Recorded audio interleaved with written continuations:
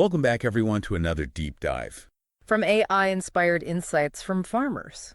If you're enjoying what we're doing here, we'd love to hear from you too. Absolutely.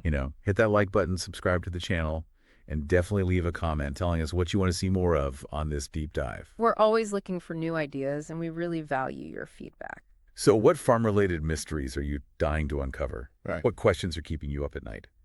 Let us know, and maybe we'll tackle them in a future deep dive.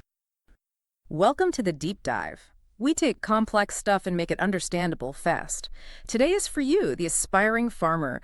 We're really diving into the actual costs of starting and running a farm, our mission, to give you the real scoop on the 5 key stages of farm costs, planting to market. Exactly. We've looked at various sources to, map out where the money goes. Understanding these financial bits is just crucial for success. Okay, let's kick things off. Stage 1, planting. So we're talking seeds, fertilizers, the basics. And sources say prices, they've shot up. They really have. Conventional seeds, they've jumped maybe 200% over the last 20 years, but the genetically modified ones, a massive 700% increase.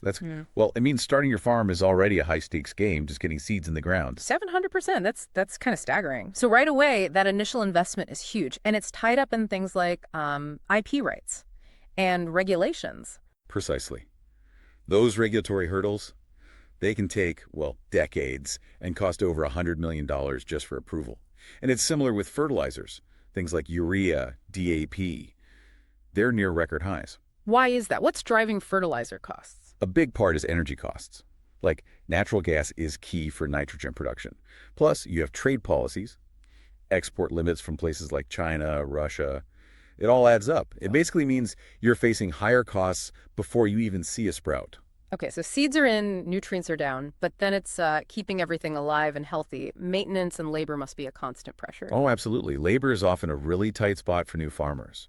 Costs are going up, especially with inflation lately. It's tough to afford the help you need. And it's not just people. Equipment costs more too. Tractors, irrigation systems. That hits your operating budget hard. Right, the ongoing costs, not just the upfront purchase. And then after all that effort comes the harvest. But getting the crop out also costs money, doesn't it? It certainly does. Harvesting needs specialized machines, like combines.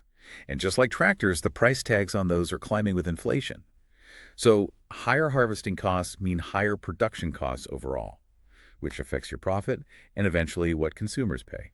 It feels like a constant upward trend. So, okay, crops harvested, expensive, now you have to move it, store it. This part sounds tricky too. You're right, it is. Think about fuel costs.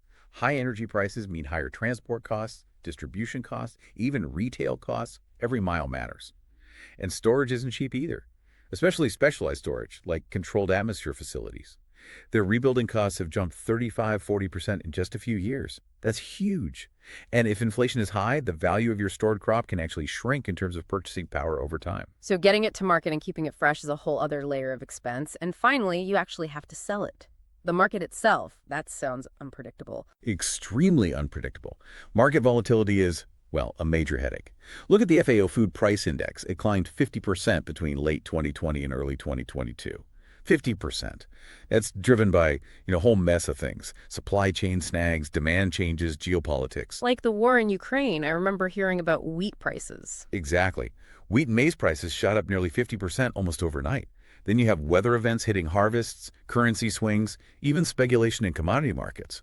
It means global events can directly impact your farm's income almost instantly. Wow. It's way more than just farming, isn't it? It's global economics. So pulling this all together, to manage this, you really need to understand your exposure at each of these 5 stages. That's the key takeaway. Understanding your specific cost exposure. There are tools like the Global Input Price Index, the GIPI, that help track aggregate costs, energy, feed, fertilizer, seeds.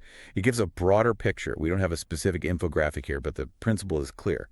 You need to track these things diligently. So for you listening, what can you actually do about all this? Well, our sources suggest things like diversifying crops.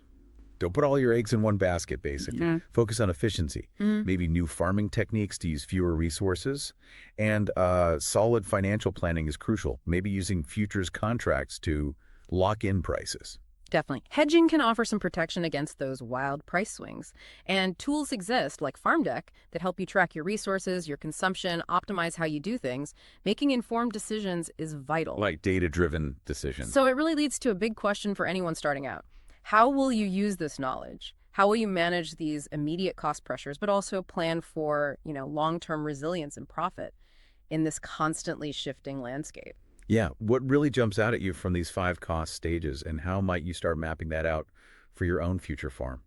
Definitely something to think about as you start your farming journey. We hope this exploration has been valuable.